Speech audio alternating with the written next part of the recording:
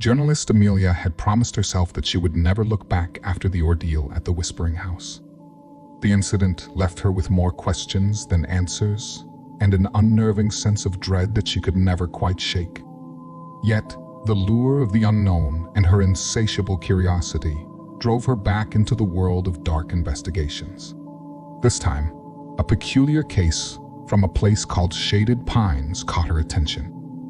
Located deep within the Appalachian Mountains, Shaded Pines was a small town that was virtually unknown to the outside world. It was a place shrouded in mystery, where time seemed to move slower, and the fog that enveloped the forests gave it an ethereal, almost otherworldly presence. But what drew Amelia to Shaded Pines wasn't the isolation or the picturesque scenery. It was the unexplained disappearances of an entire family that had baffled authorities for decades. The inhabitants of the town spoke of a curse, a malevolent force tied to the old Amelia estate, a grand yet decrepit manor that had stood abandoned on the outskirts of the town since the mid-19th century. Amelia's research revealed that the estate had a grim history. The O'Malley family, once prominent members of the community, had vanished without a trace one cold winter night. Not a single clue was left behind, and subsequent owners of the estate reported strange occurrences, vivid nightmares, and sudden illnesses that ultimately forced them to leave. Amelia knew this investigation would be dangerous, perhaps even more so than the Whispering House.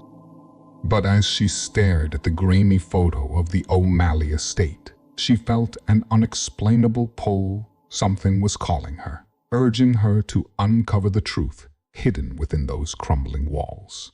Day 1, arrival at Shaded Pines. Amelia arrived at Shaded Pines on a misty afternoon. The town was quiet, the kind of silence that felt almost unnatural. The locals watched her warily, whispering to each other as she passed. She could feel their distrust, but she was used to it by now. After a few inquiries, at the local diner, she was directed to the town historian, an elderly man named Mr. Jenkins. "You shouldn't be here, miss," Mr. Jenkins mourned in a low voice as he sifted through old newspaper clippings. "People who go poking around O'Malley estate don't come back the same, if they come back at all." Despite his ominous words, Mr. Jenkins provided Amelia with a worn, leather-bound journal that had belonged to Mary O'Malley, the last known owner of the estate.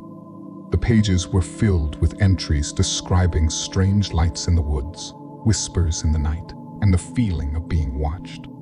Amelia noted that the final entry abruptly ended mid-sentence. "I saw it again tonight." Standing at the edge of the forest.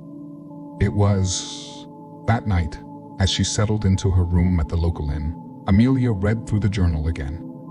The more she read, the more unsettled she became.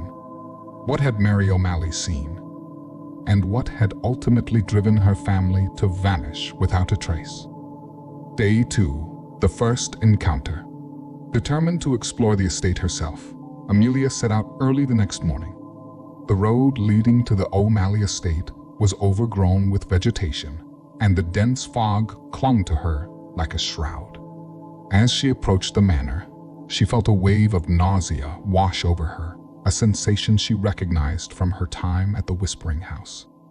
She brushed it off and continued forward. The O'Malley estate loomed before her, its once grand fide now a crumbling ruin. The windows were dark, and the wooden boards groaned under her weight as she stepped onto the porch. Taking a deep breath, she pushed open the heavy front door. Inside, the air was thick with decay and something else. Something metallic. Blood. The faint scent of it lingered, though there was no visible sign of it anywhere. As Amelia explored the dusty halls, she came across a room that seemed oddly preserved. It was a child's bedroom, complete with old toys and a rocking horse. On the wall, scrawled in what looked like charcoal, were dozens of drawings, crude depictions of a tall, shadowy figure with glowing eyes standing beside the house. Amelia shivered as a cold breeze brushed against her cheek. The temperature in the room dropped rapidly, and she could see her breath in the air. Then she heard it, a soft humming, like a child's lullaby, drifting from somewhere upstairs. Heart pounding, Amelia followed the sound. It led her to the attic, where she found an old trunk. The humming grew louder as she opened it. Inside were more drawings, along with a small leather-bound book. The cover read, "The Journal of Daniel O'Malley." Flipping through the journal, Amelia discovered that Daniel, the youngest of the O'Malley children, had described seeing a creature in the woods, a creature that called to him, luring him closer every night. The journal ended with a chilling passage. "It wants us to stay. It won't let us leave. I'm scared, but I think I want to stay too." Amelia's fingers trembled as she closed the journal. The humming stopped abruptly, and the silence that followed was suffocating. She could feel a presence behind her, something watching, waiting. She spun around, but there was nothing there, just the empty, dusty attic. As she descended the stairs, she felt a sudden, intense pressure on her chest, like invisible hands squeezing her lungs. Gasping for breath, she stumbled out of the house and collapsed on the front lawn.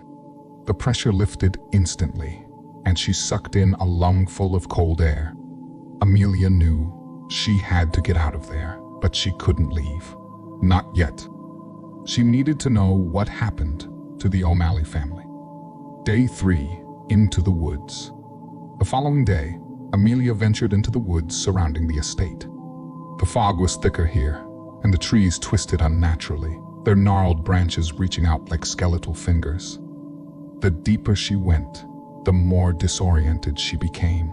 It felt as though the forest was shifting around her, leading her in circles. Hours passed, and just as she was about to turn back, she stumbled upon a clearing. In the center was a large, moss-covered stone circle, and within it lay a collection of tattered clothing, old toys, and bones, human bones. Amelia's heart raced as she noticed something else carved into the stone were the same drawings from the O'Malley children's room. The shadowy figure, always watching. But this time, there were more symbols, ancient runes that seemed to pulse with a faint, malevolent energy. She took out her camera and began documenting everything. As she moved closer to the stone circle, a high-pitched shriek pierced the air. She spun around and saw a figure standing at the edge of the clearing, a tall, shadowy silhouette with glowing eyes. Amelia backed away, but the figure moved closer, its footsteps silent on the forest floor. She tried to run, but her legs felt heavy, as if she were wading through water. The creature stretched out a hand, and Amelia felt a searing pain in her head. Whispers flooded her mind, voices overlapping, telling her to stay, to join them. With a Herculean effort, she tore herself away from the creature's grasp and sprinted back through the woods. Branches whipped at her face, and roots seemed to rise from the ground to trip her, but she didn't stop until she reached her car. Panting and bleeding, Amelia slammed the door shut and sped down the winding road, not daring to look back. As she glanced in the rearview mirror, she saw the creature standing at the edge of the woods, watching her leave. Epilogue, the aftermath. Back in her motel room, Amelia reviewed the footage she had captured. To her horror, the recordings were corrupted static filled the screen, and the voices she had heard in the woods played faintly in the background. But there was one clear frame that sent chills down her spine. It was the shadowy figure, standing in the stone circle, its eyes locked onto the camera. Beneath the image was a single line of text, written in a language she didn't understand. She consulted with Mr. Jenkins the next morning, and his face went pale when he read it. It says, "We are always watching. You cannot hide." Amelia left Shaded Pines that day, vowing never to return. But deep down, she knew this wouldn't be the end.